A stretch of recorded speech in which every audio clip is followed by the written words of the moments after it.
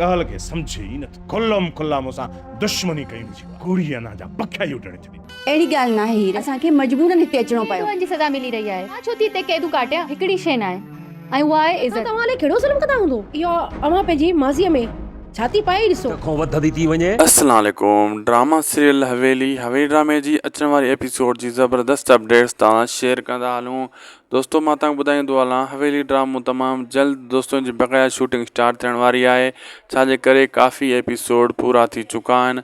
हाणे इन जी चोथें स्पेल जी बि शूटिंग स्टार्ट कई वेंदी। अचण वारी एपिसोड में तव्हां ॾिसंदो त शुमाइला पंहिंजे चाचे सां यानी पीर अमजद सां बदज़ुबानी कंदी, जंहिंमें हू जलाली में अची वेंदो, गुस्से में अची वेंदो, पंहिंजे चाचे खे पंहिंजी भाइटी खे चाचो दड़का ॾेई उथारे छॾींदो ऐं इन खे आख़िरी वार्निंग बि ॾींदो। ॿिए तरफ़ जेको आहे गौरी पंहिंजी धीउ सां कचारी कंदी रहंदी आहे ऐं गौरी सम्झाईंदी आहे हीर खे, लेकिन हीर चवंदी आहे तुंहिंजा त हिते मज़ा आहिनि हवेली में, ईदूं आहिनि तुंहिंजूं, मुंहिंजो हिते कुझु बि न आहे ऐं मूंखे हिते इज़त बि कान थी मिले। हू चवंदी तोखे हर शइ मिले थी, हू चवंदी त इज़त न मिली रही आहे, कुझु बि न मिली रहियो आहे ऐं इन जे करे मूंखे हीअ हवेली क़ैद खानो लॻी रही आहे, मां हितां वञणु चाहियां थी।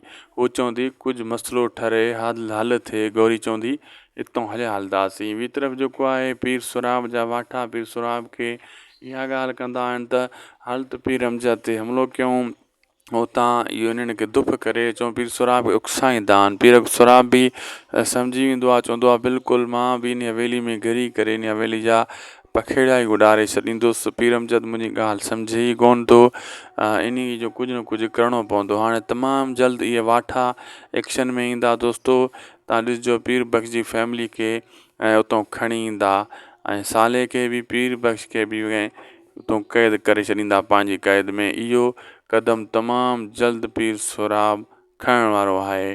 ड्रामो ज़बरदस्त थी चुको आहे, हवेली ड्रामो बहितरीनु थी चुको आहे दोस्तो, ऐं जेॾी हिन जी तारीफ़ कजे घटि आहे। हक़ीक़त पुछो माशाअल्लाह हिन टाइम टॉप ते हली रहियो आहे इहो ड्रामो हवेली, ऐं जीअं जीअं अॻिते वधी रहियो आहे तीअं तीअं जी कहाणी मज़ो करे रही आहे।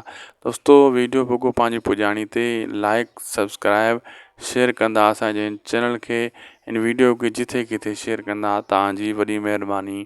असां तव्हांखे वठंदासीं इजाज़त। अल्लाह हाफ़िज़।